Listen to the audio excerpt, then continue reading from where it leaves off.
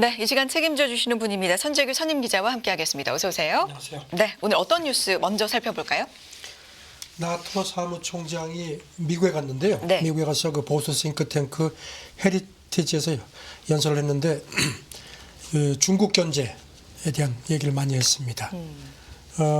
미국이 트럼프 행정부 때인 2017년에 중국 정치가 조정했고 그리고 나선 나토 유럽 회원국들도 이런 중국 도전을 충분히 인식하도록 많은 노력을 했다. 이렇게 말문을 열었습니다. 네. 그러면서 중국, 러시아, 이란, 북한이 협력을 최고로 강화한다. 이런 위험한 시기에 우리를 약화하려는 모든 정권에 굳건히 맞서야 한다고 했고요. 네. 그래서 미국이 그 나토를 통해서 31개 동맹 파트너 국가 광범위한 지지를 받고 있고 특히 인도太平양 지역이 그렇다고 했습니다. 그리고 나토가 이거 관련해서 호주, 일본, 뉴질랜드 그리고 우리나라, 한국하고도 어느 때보다도 긴밀하게 협력하고 있고 이런 관련 공동 관심사에는 중국도 포함되어 있다고 했습니다. 네.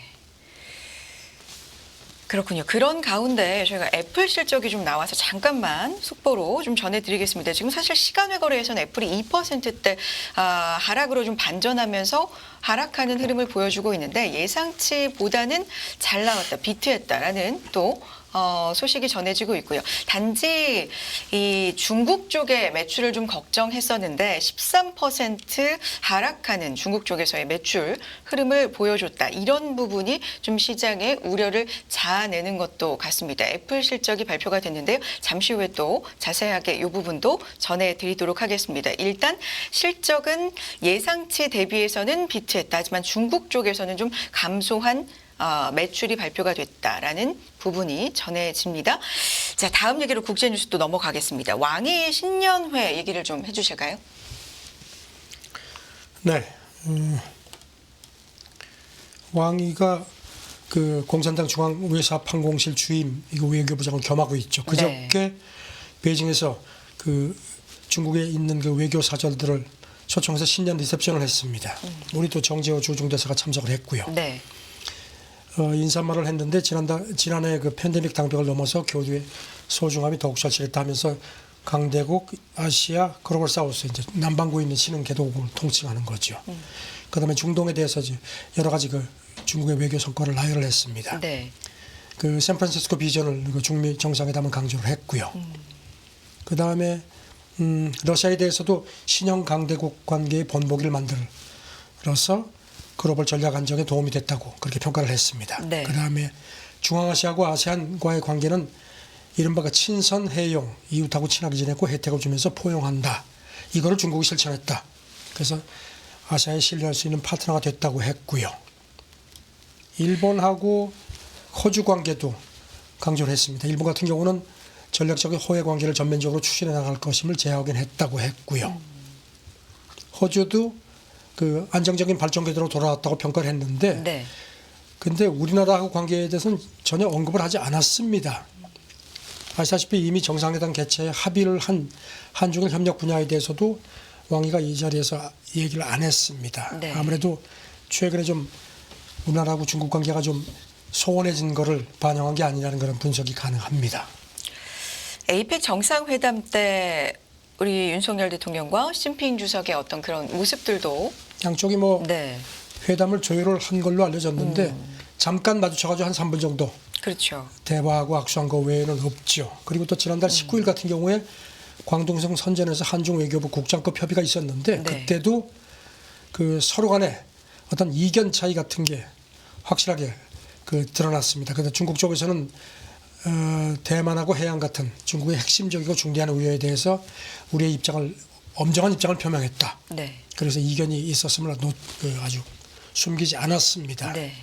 지금 조태열 외교장관이 지난달 10일에 임명이 됐는데 그동안에 뭐 임명되고 바로 그 다음날 브링컨 미국 국무장관하고 통화하고 일본, 호주, 베트남 외교 책임자들하고 잇따라 통화를 했는데 그저께 현재까지 지금 중국하고는 외교장관 통화가 이루어지지 않았습니다. 이것도 상당히 이례적입니다.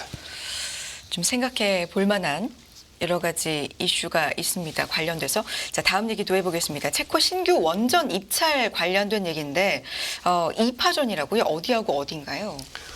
우리 한수원하고 그 프랑스 전력공사 그리고 여기 이제 미국 그 웨스팅하우스가 같이 그 경쟁을 해왔는데 네. 체코 쪽에서 그 조건을 충족하지 못했다고 해서 웨스팅하우스는 탈락했다고 밝혔습니다. 그러면 한국과 프랑스가 프랑스가 2파전이 됐습니다. 그리고 네. 또 원래는 원자력 1기를 입찰을 하려고 했는데 최근에 그 에너지 상황이 바뀌었다 하면서 4개로 늘렸다.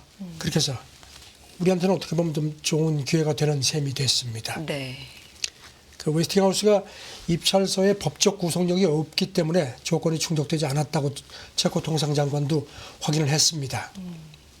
아시다시피 지금 웨스팅하우스는 한수원 그 독자적인 원전 수출을 막으려고 지금 한국형 원전이 자기네 기술을 사용했다고 해서 미국 법원에 제소를 한 상태죠. 네. 한 차례 그 기각이 됐는데도 작년 10월에 또 항소를 했습니다.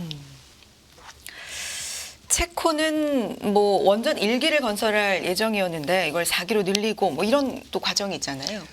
두코바니 지역에 1200메가와트급 과학 경수로 원전 1기를 건설하려던 거를 아까 말씀드린 대로 에너지 시장 상황이 달라졌다 하면서 4개로 늘렸다고 밝혔습니다. 네. 이렇게 되면서 이제 이걸 통해서 건설 단가를 상당히 낮출 수 있을 거로 그렇게 기대를 하는 걸로 보입니다. 네.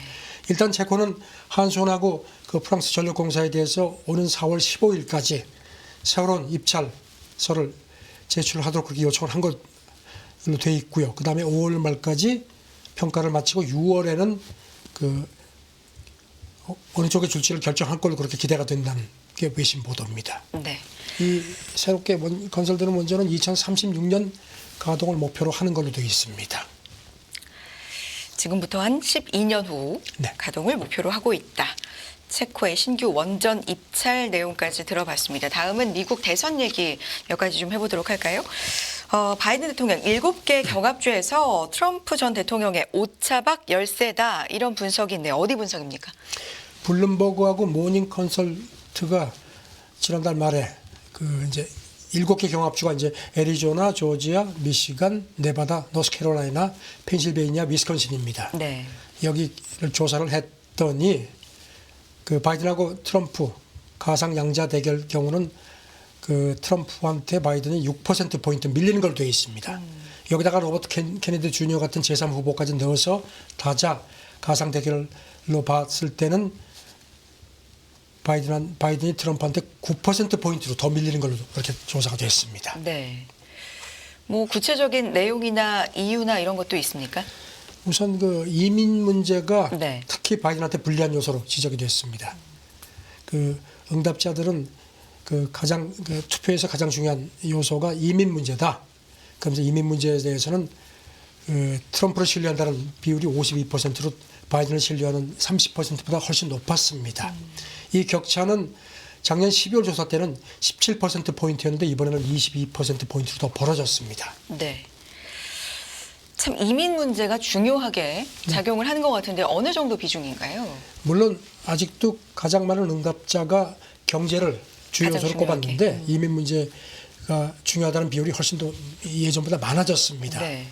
그런데 또 이번 조사에서는 그 트럼프 그 4건의 형사 기소권 이것도 계속 어떤 발목을 잡는 사법 리스크가 굉장히 중요한 변수인 것도 확인이 됐습니다. 경합주 응답자 전체의 53% 그리고 자기가 공화당원이라고 밝힌 경합주 응답자의 23%는 트럼프가 이 형사건에서 유죄 판결이 나오고는 찍지 않겠다 이렇게 또 밝힌 걸로 되어 있습니다. 사법 리스크가 계속해서 좀 있는 상황에서 이 부분도 조사가 좀 이루어지고 있는데 관련된 얘기 좀 해보겠습니다. 퀴니픽 때 전국 조사 결과에 따르면 또 바이든 대통령의 우세가 점쳐진다고 하는데 이 내용도 전해주세요. 퀴닉백 때가 지난달 말에 네. 미국 전역에서 한 650명을 대상으로 조사를 했는데요. 가상 대결에서 바이든이 이긴 걸로 되어 있습니다. 바이든이 50%, 트럼프의 6%포인트 앞섰습니다. 네. 같은 퀴니픽 때가 작년 12월 조사했을 때는 이 차이가 트럼프가 1%포인트 앞섰는데 훨씬 더 벌어졌습니다. 그러네요. 그 역시 예상대로 무소속하고 여성 그룹에서 바이든이 트럼프를 크게 제친 걸로 되어 있고요. 네. 반면 남성은 아직도 트럼프가 52%, 바이든은 10%포인트 앞선 걸로 그렇게 조사가 됐습니다. 확실히 이 성별 인구 통계 부분이 상당히 주목된다는 게 그 여론조사 책임자 얘기입니다. 네. 분석을 지난- 좀 자세히 볼까요? 네. 이 사람 얘기는 지난 몇 주 사이에 특히 여성 유권자들에 의해서 그 바이든 트럼프의 박빙 대결 구도가 바이든 우세로 전환됐다 이렇게 설명을 했습니다. 네. 그러면서 최근에 그 이제 바이든 캠프 쪽에서 낙태권 보호 문제를 다시 그 부각시킨 게 좀 먹힌 것 같다는 분석을 했고요. 근데 재미있는 게요. 다자 가상 대결을 했을 때는 물론 바이든이 37%, 트럼프가 35%인데 여기 무소속의 로버트 케니어 주니어가 14% 꽤 많이 치고 올라왔습니다. 격차가 많이 좁혀졌습니다. 네. 그리고 또 한 가지 재미있는 거는요. 바이든하고 헤일리가 양자 가상 대결할 경우에는 헤일리가 바이든보다 5%포인트 앞선 걸로 또 나타났습니다. 이 키니피엑 대에서는 누구랑 조사를 하느냐에 따라서 좀 엎치락뒤치락 결과가 좀 많이 그렇습니다. 다르게 나타나네요. 네. 자, 다음 얘기해 봅니다. 미국 대선에 뜨거운 감자로 부상했다고 하는데 이 US 스틸 인수권입니다. 이게 어떤 내용입니까? 작년 12월에 기억하시겠지만 일본 제철이 그 US 스틸 이건 그야말로 100년 넘는 미국 철강 산업의 상징, 미국 산업화의 상징 기업이죠. 네. 141억 달러, 우리 돈으로 한 18조 3천억에 원 정도에 인수하겠다고 발표를 했죠. 그러고 나서 미국 내에서도 뭐 얘기가 많았습니다. 이거를 과연 승인을 해야 되느냐, 마느냐 얘기가 많은데 트럼프가 입을 열었습니다. 그저께 워싱턴 DC에서 그 전미 운송 노조, 그러니까 지금 트럼프가 어떻게 노조 세력을 좀 잡으려고 굉장히 노력을 하는데 여기를 만났습니다. 네. 그러고 나서 기자들한테 내가 당선이 되면 바로 막겠다. 절대 안 된다. 일자리를 미국으로 가져와야 한다. 이렇게 강조를 했습니다. 네. 트럼프가 이 인수권에 대해서 공개적으로 반대 입장을 표명한 건 처음입니다. 이 US 스틸 본사는 펜실베니아주에 있습니다. 여기는 트럼프가 최근 2차례 선거에서 모두 이긴 데입니다. 그래서 여기에다 공을 들이는 걸로 보입니다. 바이든 쪽의 입장은 어떻습니까? 지금 바이든은 조금 좀 어정쩡한 입장입니다. 인수 발표되고 나서 안보 같은 문제 등을 면밀히 검토하겠다고 하면서 정치권도 그렇고 재계, 노조, 눈치를 모두 두루 살피는 모양새입니다. 그 뉴욕타임스는 지금 바이든이 민주당, 공화당 모두로부터 거래를 차단하려는 압력을 받는다. 이렇게 전하면서 그런데 여러 가지 문제가 많다는 겁니다. 우선 일본이 주요 동맹인데 잘못하면 일본하고 불편해질 수 있다. 그리고 특히 이제 일본의 그 어떤 그 첨단 배터리 그 부분의 투자 같은 것도 지금 받으려고 하는데 좀 긁어부스럼이 될 수 있다는 점을 걱정한다는 겁니다. 네. 그리고 또 바이든 스스로도 미국 제조업 부활을 역설해 왔는데 이렇게 되면은 미국의 일자리가 좀 없어진다는 역설적인 부분도 있다는 겁니다. 그래서 좀 관련돼서 바이든과 트럼프 쪽의 입장이 좀 다르군요. 반면에 지금 미국 재계에서는 길게 보자. 네. 합병을 해가지고 새로 출범하는 회사가 글로벌 철강 생산에서 최고 역량을 이제 갖게 될 텐데 그렇게 되면 궁극적으로 미국 경제하고 노동자의 혜택을 주는 거 아니냐. 그러면서 백악관은 이제 승인을 압박하는 걸로 알려졌습니다. 네. 그리고 또 아까 말씀드린 것처럼 중국 제조업을 견제하는데 일본 협력이 절실하다는 점도 뉴욕타임스가 상기시켰고요. 그래서 이거 관련해서 지금 트럼프 때 상무장관을 지냈던 그 윌버 로스, 이 사람은 이제 철강회사 임원 출신이죠. 이 사람이 얼마 전에 월스트리트저널에 기고를 했는데요. 바이든을 좀 도왔습니다. 매각에 대한 부정적인 기류는 현실성 없는 외국 협력증에 불과하다. 이런 얘기를 했습니다. 일단 미국 재무부 산하 외국인 투자심의위원회가 이제 이거를 승인할지를 결정을 해야 되는데 여러 가지 상황을 볼 때 대선 끝나고 나서 결과가 나오지 않겠느냐 이렇게 블룸버그가 더 전망을 했습니다. 자, 대선 관련된 다음 얘기 해보겠습니다. 이 금리 인하, 조기 인하 기대감은 좀 후퇴된 감이 있지만 어쨌든 연내 인하는 확실한 기류로 지금 정해지고 있습니다. 근데 이 금리 인하가 또 대선에 미치는 영향에 대해서도 분석이 나온다고요. 오늘 새벽에 월스트리트저널이 보도한 걸 보니까 네. 지금 이제 올해가 대선의 해인데 지금 파월이 고민이 많다는 겁니다. 과연 통화 정책을 어떻게 해야 되느냐. 지금 트럼프 쪽에서는 금리 인하 하는 게 바이든 돕는 거라고 계속 지금 불만을 보이고 있는 상태고 그래서 지금 뭐 그 금리 인하는 이제 연내 금리 인하는 뭐 기정사실로 돼 있는데 이제 언제 인하할 거냐 이 부분인데 뉴욕 타임스가 그저께 신문한 걸 보면은 자우전 연준이 독립적으로 정책을 하겠지만 바이든 선거를 사실상 돕는 거 아니냐 이렇게 또 분석을 했습니다. 네. 예, 금리를 내리는 게 아무래도 그 도움을 준다는 겁니다. 뭐 젊은 층의 주택 마련을 돕는 이제 모기지 금리가 떨어지니까요. 이렇게 되면 이제 부동산 시장 활성화가 되고 이렇게 되면 이제 그 바이드노믹스에 대해서 부정적인 시각이 많은데 그걸 좀 이렇게 불식시키는 계기가 되지 않겠느냐 이런 그 백악관에 희망을 준다는 겁니다. 네. 그리고 또 일부 실물 경제학자들은 주택 공급이 개선되면은 가격 상승 억제에도 도움이 된다는 그런 견해도 나온다고 하고요. 하지만 연준은 엄연히 독립적인 네, 그래서 지금 그런 기관이니까. 백악관은 네. 가급적 이렇게 자기들이 거기 이제 말려들지 않으려는 모습인데 표정 관리한다 이렇게 뉴욕타임스가 분석을 했습니다. 네. 그 백악관 국가경제위원장이 이제 라엘 브레이너드죠. 이 사람은 연준 부의장 출신이죠. 지난주에 기자들이 어떻게 지금 금리 정책 어떻게 보느냐 했더니 아무런 얘기도 안 하고 미소만 지었다는 겁니다. 그래서 이제 연준 독립성을 괜히 건드리는 듯한 발언은 조심하는 것 같다는 거고요. 네. 일단 뭐 뉴욕타임스는 연준이 의도했건 의도하지 않았건 간에 이미 바이든 재선을 돕고 있는 셈이다. 이런 얘기를 했습니다. 재미있는 거는 파월 의장이 트럼프 때 임명됐죠. 그리고 이제 2022년에 바이든에 의해서 이제 재신임됐고 이제 임기가 4년 연장됐죠. 그러니까 2026년 3월까지 2월 말까지 임기가 이제 이어집니다. 네. 자, 일본 얘기 하나 해볼까요? 춘투라고 합니다. 봄철의 임금 예. 협상 시기인데 이게 시작이 된 겁니까? 아니면 앞두고 있는 겁니까? 어떻게 되는 거죠? 이게 시작이 됐습니다. 아, 그렇습니까? 이게 이제 상징적인 게 이제 지난주에 네. 일본 그 게이단년 이제 재계를 대표하죠. 여기가 이제 노사 포럼을 개최를 하는데 이게 이제 일본의 춘투 시작을 알리는 그 셈입니다. 일단 일본 정부도 그렇고 임금 좀 화끈하게 올려라. 그동안 일본이 디플레이 있었고 최근에 뭐 일본 기업들 실적도 나쁘지 않고 하니까 임금을 이제 올리라는 입장인데 지금 뭐 재계 쪽에서도 올린다고 하는데 네. 이제 문제는 이제 인상 폭이죠. 지금 보면은 재계 쪽에서 그러니까 일본 대기업들의 인상 목표치가 한 3.85% 정도. 반면에 일본 노조는 이것보다 훨씬 더 많이 올려라. 일본에서 제일 큰 노조가 렌고인데 최소한 기본급 5% 이상 올려라.